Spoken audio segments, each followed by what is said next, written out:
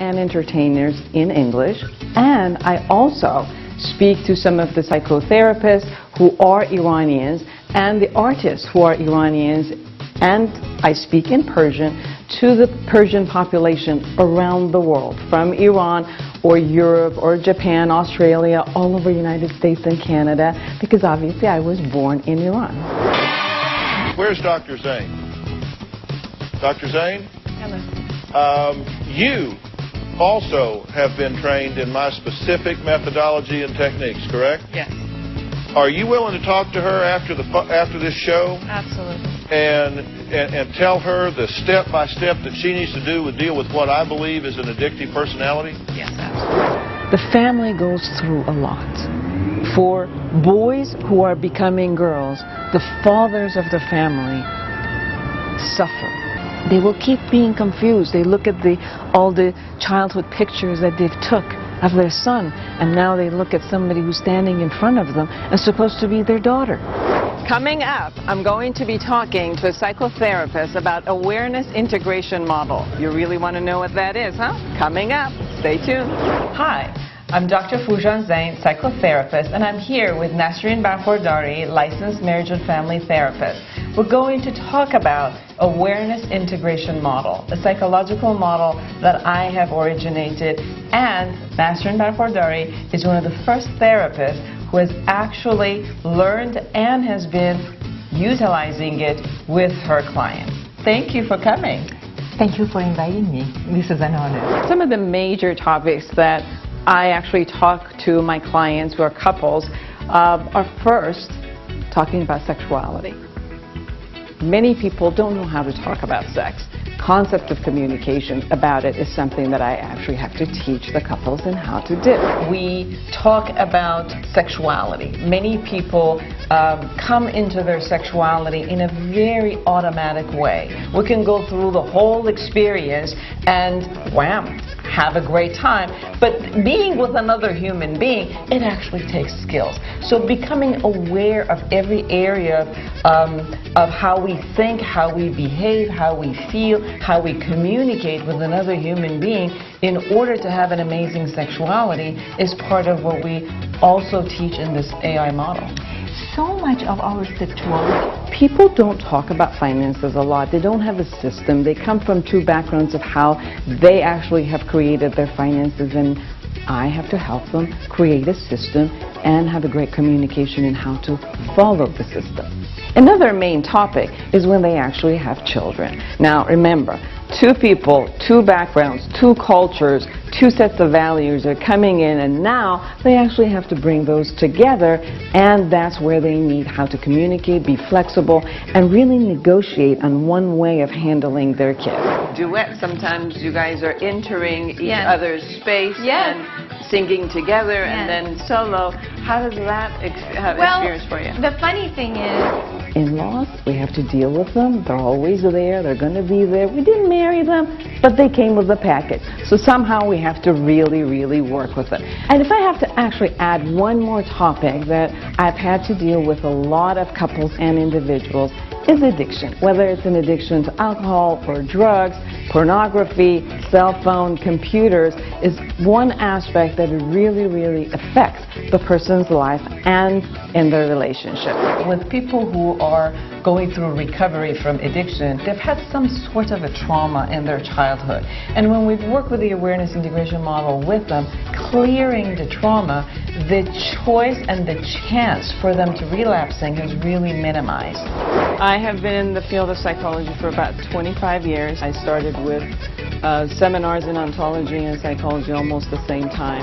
And I know you were part of the pilot study that we did, and in the result of that pilot study was that people were actually minimizing the depression 76%. They were minimizing anxiety 64%, and their self-esteem was rising about 43%. Now those are astonishing numbers. You know, I wanted to go through it. I wanted to experience what my clients would experience.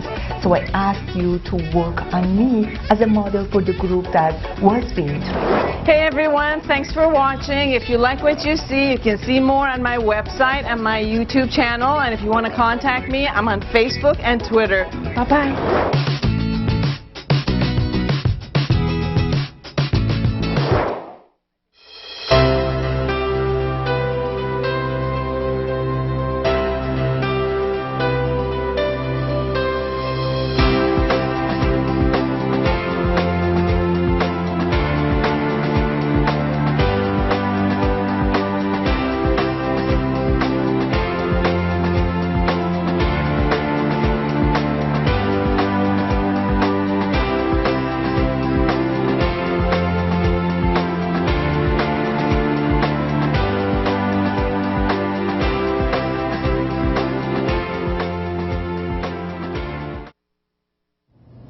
Hello, I'm Dr. Foojan Zeine, and welcome to the Inner Voice Show, a show that's about you and everything that matters in your life from a psychological perspective. In this show, I invite the experts in the field of psychotherapy and psychology. And today, I'm so excited to have Dr. Dr. Gilligan with me. Let me tell you a little bit about him before I ask him to come on. Dr. Gilligan is a psychologist in Encinitas, California, and he was one of the original NLP students at the UC Santa Cruz. Milton Erickson and Gregory Bateson were his mentors. After receiving his psychology doctorate from Stanford University, he became one of the premier teachers and practitioners of Ericksonian hypnotherapy. In 2004, he received the rarely given Lifetime Achievement Award from the Erickson Foundation in honor of his many contributions. This work unfolded into his original approaches of self-relations and generative self. Over the past 10 years, this has been further developed with Robert Dilts, which he has been also on my show before, into the International Association for Generative Change. A group that focuses on generative change in areas that include therapy, coaching, and group collaborations. And he has taught in many different cultures and countries over the past 30 years and has published extensively. His books, as you can see them on the screen, The Hero's Journey, A Voyage of Self-Discovery, which was co-authored with Robert Dilts, the classic Therapeutic Trances, The Courage to Love, The Legacy of Erickson, Walking into Two Worlds, and his newest book in Generative Trance, The Experience of Creative Flow. And he and Robert Dilts are co-authors in the forthcoming Generative Coaching. And you can see his website on the screen right now. So welcome, Dr. Hi. Nice to be here. Thank you for taking the time and coming on my show. I just want to tell our audience that I've been in many of your conferences in the evolution of psychotherapy, in brief therapy, and last December, I think it was in the Congress of Ericksonian Therapy. And my experience of your work is not only that your client who you're working with goes on trance, but I think all of us in the audience also go in this beautiful, connected and connective to trance with you. Many times I've learned from everyone. I love watching all of you and learning from all the masters and people who create and consistently create new therapeutic approach. And my awe and amazement with you has always been that as I sit in your presence when you're working with someone, the amount of love and acceptance that just generates in the room and connects to a part of the person who's working with you that is so deep that often, you know, I've sat there with this desire to know how you do it, and hopefully I'll learn one day, but I just want to tell you how it comes across to me, and I hope that our audience also experiences that with you as you're talking to them, and hopefully you give us some of your secret in how you create that with your clients. Great. Well, thank you for those laudatory words. I really appreciate it. So you have created generative psychotherapy. Can you please talk a little bit about why you use the word generative and what is generative psychotherapy? Well, I think the word generative is probably the best synonym for it would be creative. And I think the core calling of psychotherapy should help clients be able to tap into their creativity. So to me, the organizing question that the whole conversation should coalesce around is, what is it that you most want to create in your life? And then psychotherapy should be the study of what kind of mind-body conditions can we create so that whatever your dreams are, we can make them come true. So as I hear you, one of the first questions with someone who comes in for generative psychotherapy is to look at what it is that they want, they desire, and their choosing to create in their world. Now, what if somebody doesn't really know? I know a lot of people who, they're like, I don't know what my passion is, I'm actually searching for it. Well, that's why they're coming to see us, so we can help them find out. I mean, it's true. You know, it seems like it is a very simple question, but it's not an easy answer. If it was, people probably wouldn't be there. You know, the brief therapy models that were particularly strong in, say, like 1990s, where there was this idea that people should be restricted to 10 or 12 therapy sessions, because after that they didn't show much improvement. In those models, most of them were predicated upon getting some clear positive goal at the outset to do the rest of the method. And even with methods that were designed to do just that, after the first session, only about 60% of the clients could be able to express a clear positive goal. So while that's what psychotherapy should be about, one of the first questions is, how do we help people tune into what is it that they really want? And how do you create that way of tuning into? Is it that you look at their lifespan and look at what it is that they're natural at or that they're great at? Or is it something that in the realm of passion they always think they want, or they see it as an idealized concept with someone else? What is the path of you finding, or the client finding what that passion is? Well, all of those and much, much more. I mean, what I'm trying to do as a therapist is open my whole being to, you know, the sort of that inner mantra that I have when I'm working with somebody is teach me, touch me, teach me, touch me, teach me, touch me. Touch me with any spark, any human spark about who you are, because to me, it's in that spark, that human spark of who you are. That's where we begin to find out what your calling is. That's where we begin to find out what brings you happiness. That's where we begin to find out what is it that you're here to contribute to the world. So, you know, I mean, you know, like any therapist, before somebody comes for the first session, I have them fill out 3 or 4 pages of things they like, things they don't like, family background, history, etc., etc. So I begin to have a general sense of the context of this person's life. And then, as I say, what we're really interested in, you know, is mind-body creativity.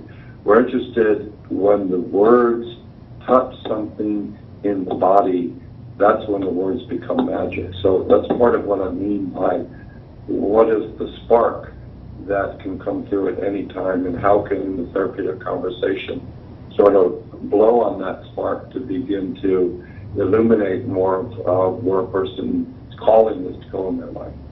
And as I hear you, as the process of exploration happens and the person is searching within and conversing about their dreams, their vision, their passion, as their body language and the connection gets felt, and it tells you that they're touched, inspired inside of them, that's when it kind of unfolds, and the passion kind of like shows itself, because like you said, the mind and body get connected and aligned at that moment and express the essence of that passion. And when the person and you see that and experience that, that's when that sort of the passion gets found, and then we go to the next step. Is that what I'm hearing?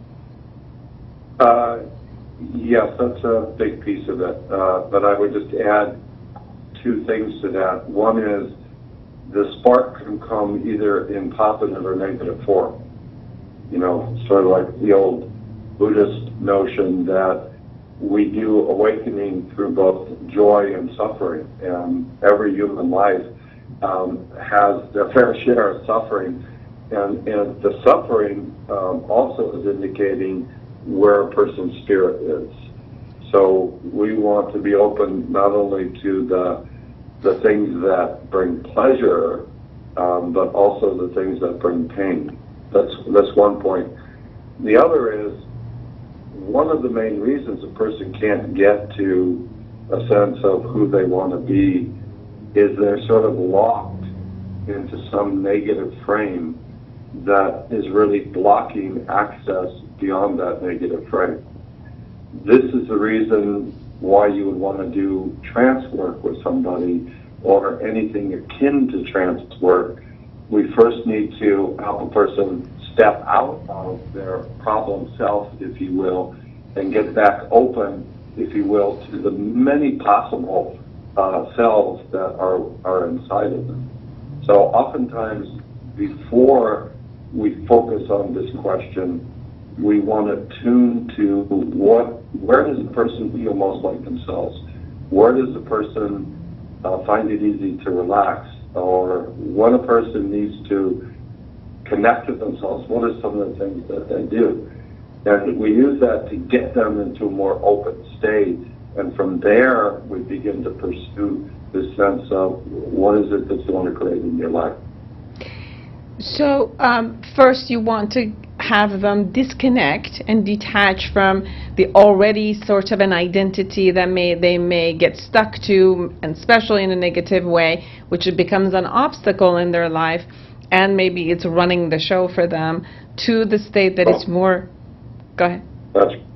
That's right. Okay. And then from there, they connect to a space within themselves, which is more of who they are versus an identity they picked.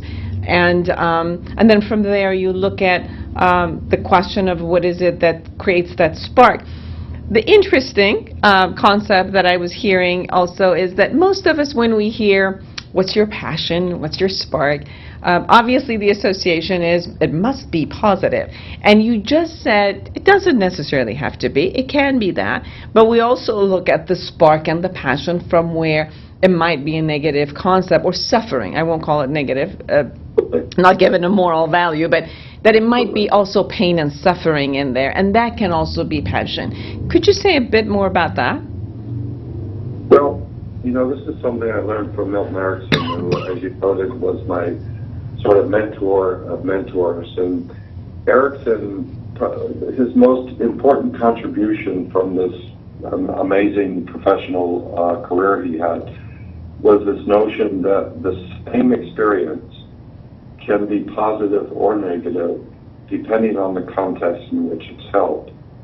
And so when we encounter what might seem to be merely negative experiences, we're seeing that at the spirit level or at the core unconscious level, this is neither positive nor negative. It's just energy. It's core, sort of universal human energy information patterns.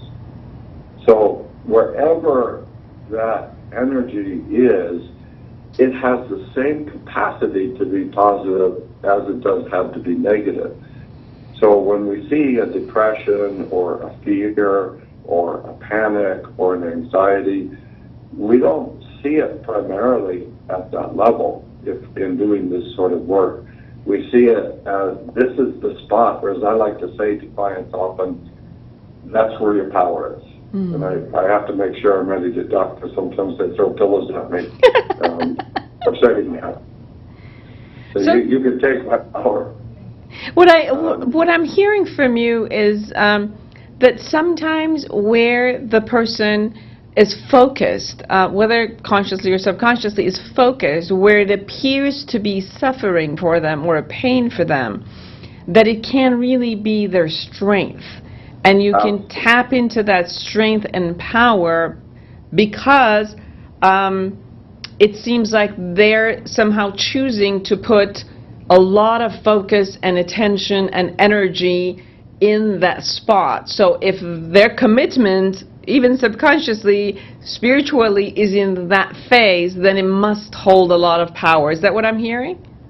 That's right. Okay. And, you know, a lot of the how it got negative may have predated the person, because these filters can be early in lifetime. They can be, transgenerational in their family. They can be long-time cultural sorts of filters. I can give you an example. Please, please. So my daughter, who's now 24 years old, when she was 3, my daughter Zoe is very intense kid and always very athletic. So she's playing in the backyard with her friend, and her friend has the temerity to take Zoe's toy. Zoe promptly picks up a bat. Luckily, it was a plastic bat, and clubs the poor kid over the head. Ouch. Now, that's an interesting parenting moment, isn't it? Yeah. Because clearly it's socially inappropriate, but we could also say the force in this one is strong. This kid's got really great warrior energy, but she needs a lot of work. Yes. To channel it in the right way. Exactly. Yeah, and I think, every parent runs into that challenge, is that what your kids are working with, their patterns are not quite ready for prime time, if you will. So how the social cognitive human world meets those energies determines not only the specific form that it takes, but also the value that it has. So if Zoe at 3 was told, if I picked up the bat and started hitting her and say, we never do that in this family, or something like, nice girls never ever express themselves like that, what would happen to that energy, which is a universal energy? Mm-hmm. It's like, we might say it's an ancestral energy. It's been in human process for many, many generations. She would hold that inside of her as something that's bad. And now, when that energy is needed again, it will come up in its negative form. And if you continue to need it negatively, like trying to get rid of it, just medicate it, or trying to distance from it, it will show up again and again and again as just a problem that should be removed by any means possible, and that's a problem. Okay, so thousands of thoughts are coming to me. One is, there's a society out there, schooling system, neighbors, and other people who are used to a particular way of dealing with things and saying that they have a judgment about it. For example, you said, just going to that example, if you're being hit by a bat by a little girl, there isn't just the parent, there's so many other people coming with the same message. So 2 things came for me. One, it would be amazing if this generative concept would also be taught as a parenting skills to parents, so that the parents could, the same way you were talking about, maybe minimize the way that we hold the energies and don't allow them to flourish in a way that they can and be powerful. But the other part is most of us don't, because we also live in a society that gets a lot of different messages. And then, so when I come to therapy at the age 20, 30, 40, whenever I come, and altogether all of these types of energy have already been held and attached and associated with shame, guilt, bad, negative, all of, I'm bad. Therefore, in the therapy system, the generative therapy is where you're trying to open those and distinguish between the label that was attached to it and associated versus the energy and the power that it was just naturally, universally, it was existing, and then how to utilize it in a more favorable or a more functional way. Is that what I'm hearing? Basically, yeah. I wouldn't, I'd say that until it's met by human presence, which are the initial caregivers, the external society, it's really not fully formed. I mean, sometimes I use the metaphor that it's a quantum pattern. And a quantum pattern, it has infinite possible forms that are collapsed into a single form by the way it's met by an observing consciousness. So it's not like, I'm not saying, well, a kid is basically totally positive, and then a bad society or a bad family turns them negative. They're unformed. But if they do get met and those energies are held and formed in negative ways, therapy represents a special context where a person can change them by A, finding a safe place to take a step back from having to perform, having to put on any particular mask, and in essence sort of shed their mask, take off their clothes, feel inside to that place where that core energy is, and then use their own caregiving skills, if you will, because the adult represents, in a sense, what the parent used to represent. They are the cognitive social presence that, in connecting to those unconscious energies, can shape them in any which way.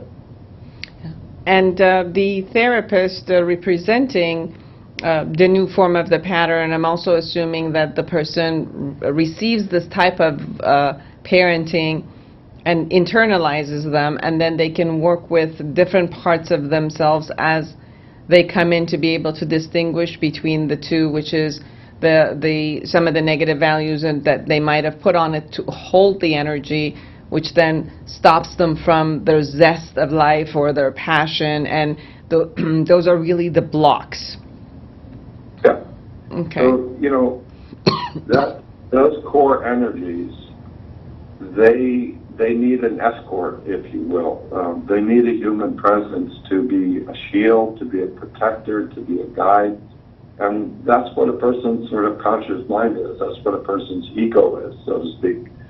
So if we're dealing in psychotherapy, generative psychotherapy, with this sense of you being the creative force in your life, you being able not only to identify what kind of positive world you want to live in, but then having the skill to make that happen, then your conscious mind needs to have a first focus on how to connect with yourself, how to connect with your somatic awareness, how to have this conversation so that really at each moment as you move in the world, you're able to translate your experience into some positive form, positive for you and positive for what you're doing out in the world.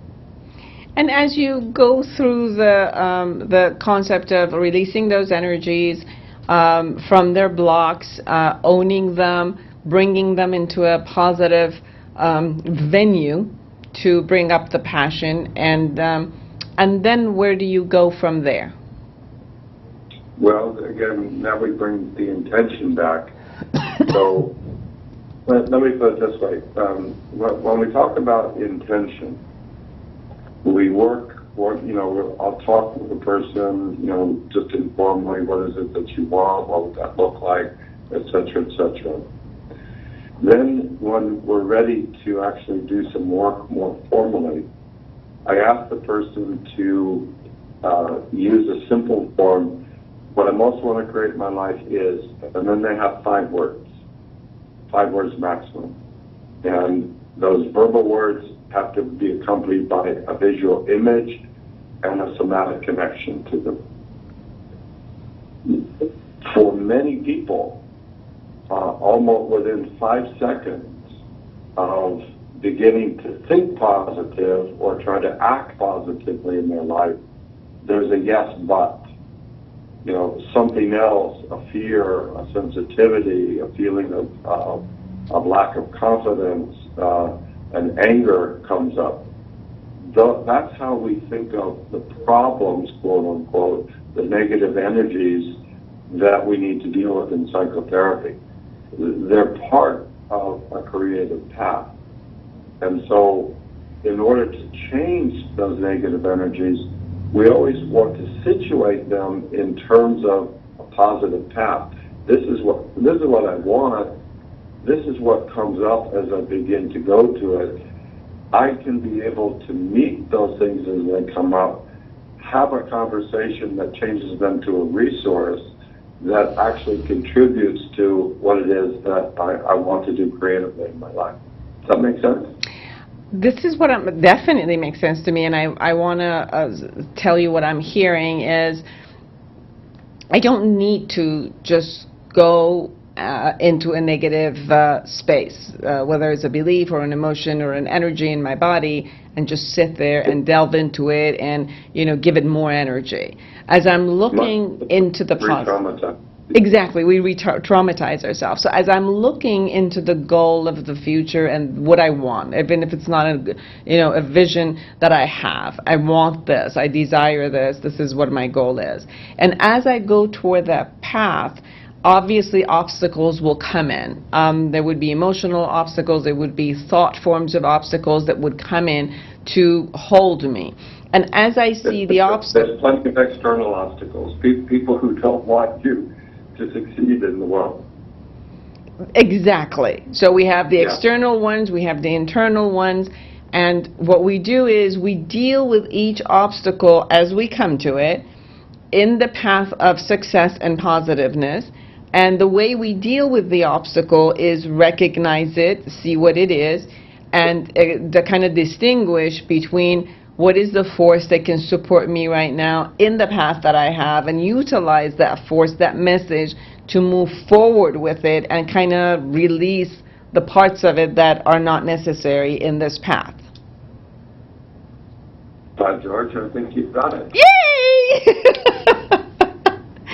That is wonderful. That. The thing I want to continue to emphasize in this conversation, and I was mentioning it when I said, before we ask a person what they want, we see if we can get them into a positive state of well-being so that they sort of can let go of all of these things that are holding them back. And we Robert Dilts and I, in the generative change work, have these two acronyms that describe these two basic states that we're really tracking in the work. They are coach versus crash. I don't know if Robert talked about that in his interview that you did a couple weeks ago. No, if you could please tell me. COACH is an acronym that stands for centered, open, aware, connected positively, which we mean to your center, to your goal, and to resources, and willing and able to hold whatever shows up, to say welcome. COACH. This is for us the mind-body state of creative possibility that is crucial to have these conversations in. The opposite of that is what we call crash. Crash is an acronym for constricted, reacting with anger or fear or collapsing or analysis paralysis. A for analysis paralysis, I'm just overthinking it and trying to figure it out in my head. S for separate, and H for hurt and hurtful.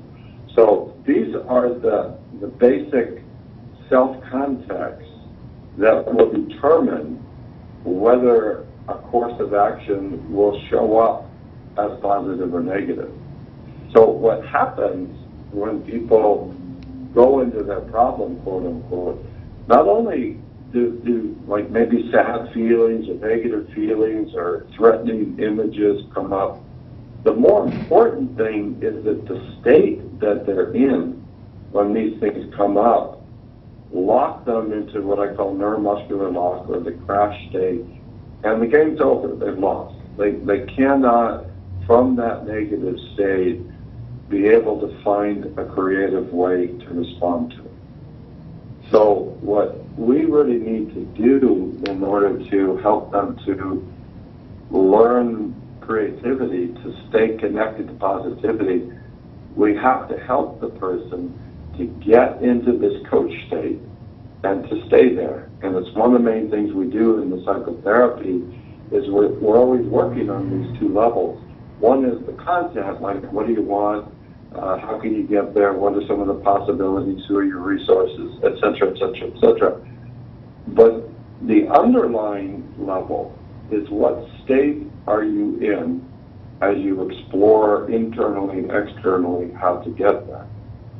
This is something that, the trance work really, I think, teaches you.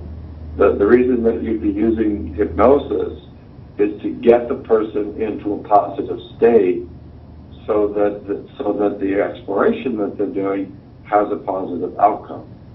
I've sort of let go a lot of the formal stuff around hypnosis, but one of the things I've really kept and tried to update and make more natural is your performance is only as good as your state.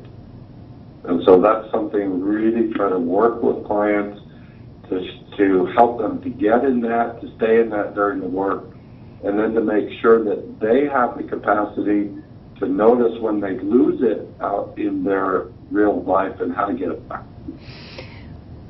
One of the areas that I was hearing from you where it sparked something for me is the state of the containment and the welcome of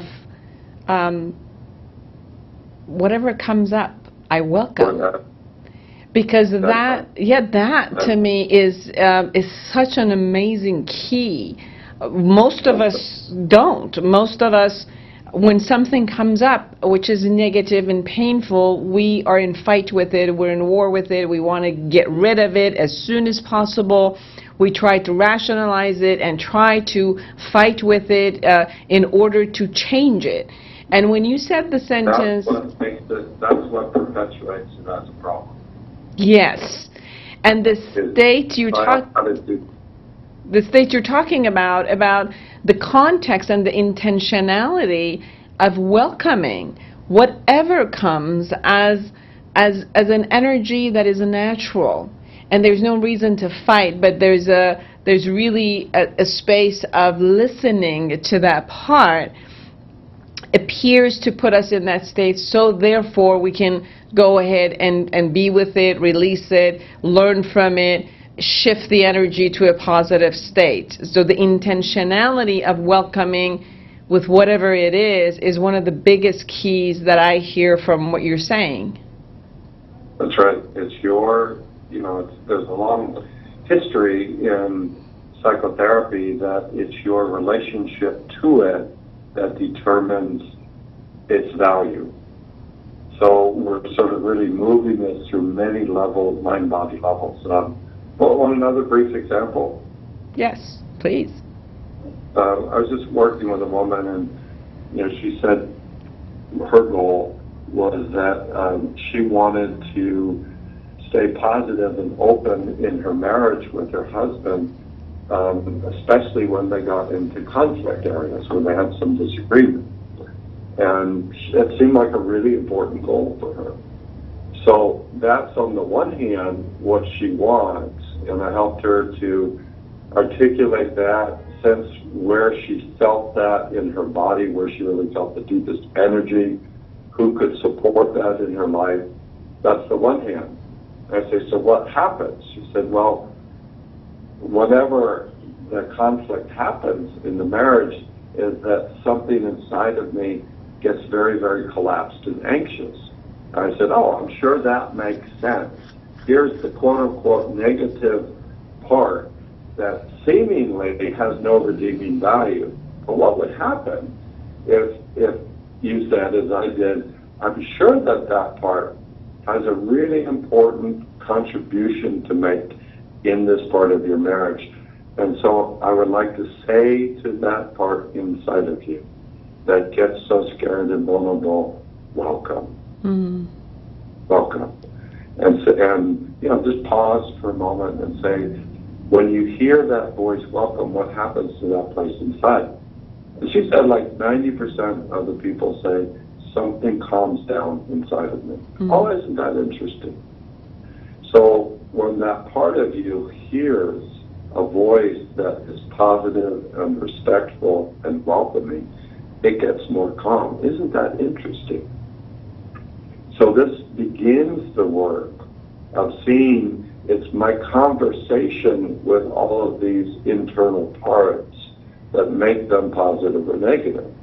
And so if I come across something that may, for whatever previous historical reasons, was conditioned as negative, I want to, for many reasons, be able to see if I can transform it into something positive. Not only that it doesn't bother me, but it has an important contribution to make in what I'm trying to do in the world. Yes, that's amazing. As you're talking, I'm having a lot of insight and realization about a part of me.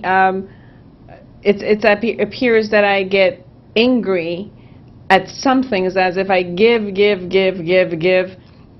and then I don't hold back in giving, and then at one point I get very angry and then I pull back. And I was just listening to the example you were saying, and for me it dawned on me that part of me that gets angry suddenly and says, that's it, I'm pulling back, is a part of me that is almost like my self-preservation, as if in a relation I become, it's as if I lose myself and I become for the other person, until at one place I say, enough, I need me, but then I do it with the force of anger almost.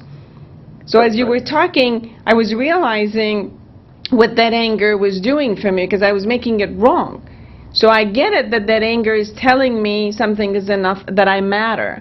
So now it's like, how do I bring the I matter and self-preservation consciously into a space where it's proactive versus waiting for it to burst in the anger part? Am I accurate in that?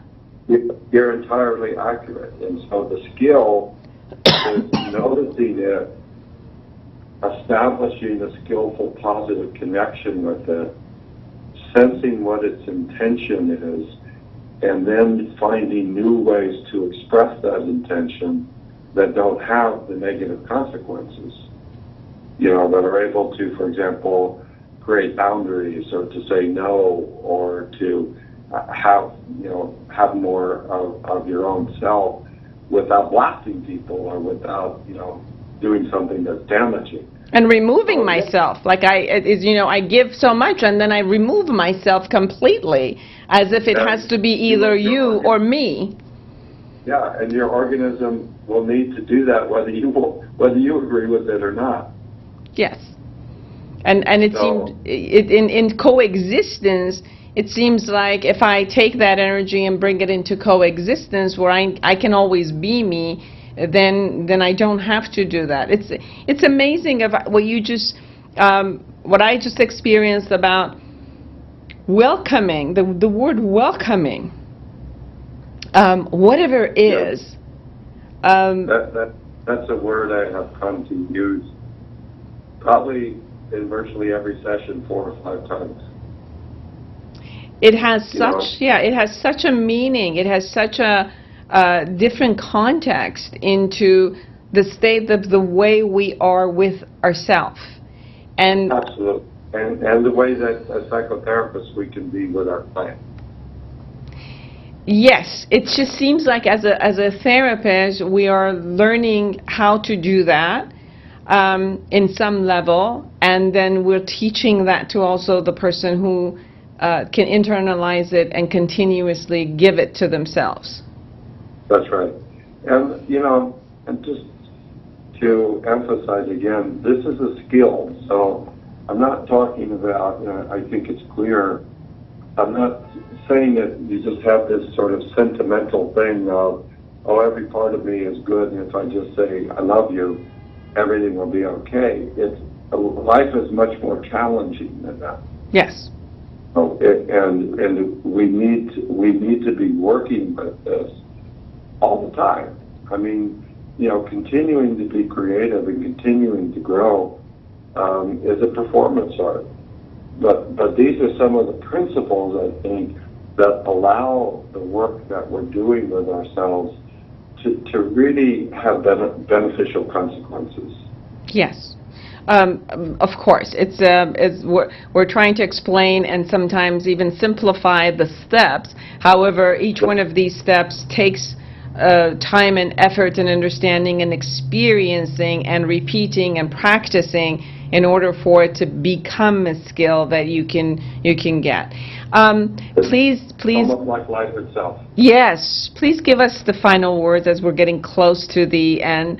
If you would like to wrap up and tell the audience how they can find you, and what are you about as you're moving forward in this work? Well, my website, I guess you had up there, is StephenGilligan.com, and I guess that's always in today's media age the way to really connect with me. I travel all over. You know, I've been here in Encinitas, down San Diego, for almost 35 years. I office on the grounds here as a psychologist, but I'm probably out of the country 2/3 of the time. So you can go to my website, find out more. You can see the books, you can see videos on the website, and if you're anywhere in the world, I'm probably there at some point in the next year. I know. You told me you were going to Iran this year. No, I said I was trying to. Oh. Three different people from Iran, 3 students of mine that live in different places in Canada and in Paris and in Brazil. And they're all seriously trying to get me there. So I look forward to it. I hear, you know, I think I told you, Foojan, that I was reading this blog where this guy went all around the world, and he said the friendliest culture in the whole world was Iran. I believe that. Hopefully one day we'll go there together and have the conference, and I can sit and learn from you again. Yeah, that'd be great. Well, thank you so much for joining me on my show, and hopefully as we go along and with your next books and everything that you do, that you'll join me again and teach us all that great experience that you keep gaining and share those with us. Great. Thanks a lot. And thank all of you for being with us. And until next week, create a wonderful day, month, year, and life for yourself. Bye-bye.